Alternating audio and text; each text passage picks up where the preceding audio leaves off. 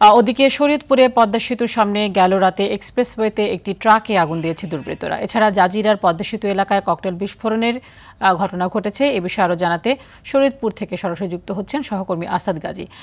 আসাদ, এখন সেই এলাকার কি অবস্থা এবং আজকে সারাদিনে কোনো অপ্রীতিকর ঘটনার খবর পেয়েছেন কিনা, এবং শরীয়তপুর থেকে ঢাকাগামী যে বাসগুলো আছে সেগুলো চলাচল শুরু করেছে কিনা?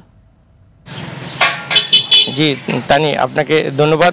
আপনি যেমনটি জানতে চেয়েছিলেন, এই ক্ষমতা নিষিদ্ধ করা যে সংগঠন, সেই আওয়ামী লীগের অনলাইনে ডাকা যে লকডাউন, সেই লকডাউনের অংশ হিসাবে কিন্তু শরীয়তপুরের সকাল থেকে কিন্তু ঢাকাসহ দূরপাল্লার বাস ভোর থেকে কিন্তু 10টা পর্যন্ত কোথাও ছেড়ে যেতে দেখা যায়নি। আমি এই মুহূর্তে যে জায়গাটিতে অবস্থান করছি এটি হলো শরীয়তপুরের পদ্মা সেতু এক্সপ্রেসওয়ে থেকে শরীয়তপুর সদরের যে মূল পয়েন্ট রয়েছে সেখানে অবস্থান করছি।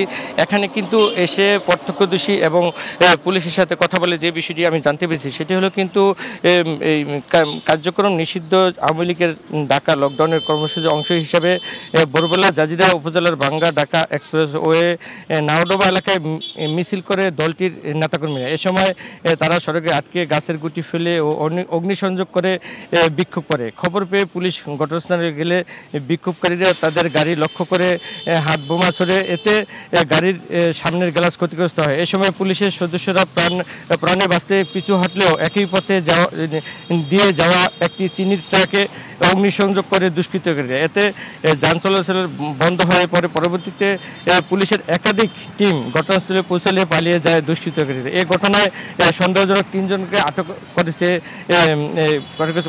পুলিশ। বর্তমানে এই রুটে যান চলাচল, বাস চলাচল কম করলে অন্যান্য যে যান চলাচল রয়েছে সেগুলো কিন্তু স্বাভাবিক রয়েছে। তো আমি এই ঘটনায় কথা বলেছিলাম পদ্মা দক্ষিণ থানার যে ওসি সুরুজ আহমেদ, তার সাথে তিনি আমাকে যে বিষয়টি জানিয়েছে এখন কিন্তু স্বাভাবিক রয়েছে। তো আমি কথা বলেছিলাম জেলা বাস মালিক সমিতির সাথে, তিনি আমাকে যে বিষয়টি জানিয়েছেন সেটি হলো কিন্তু শরীয়তপুর জেলায় কিন্তু যে ঢাকাসহ দূরপাল্লার যে বাস রয়েছে সেখানে কিন্তু এই ঢাকাতে সকাল ভোর থেকে কিন্তু এই পর্যন্ত 5টি বাস ছেড়ে যায় এবং ঢাকা থেকে এখন পর্যন্ত মোট 6টি বাস আসে। এখন ধন্যবাদ আপনাকে।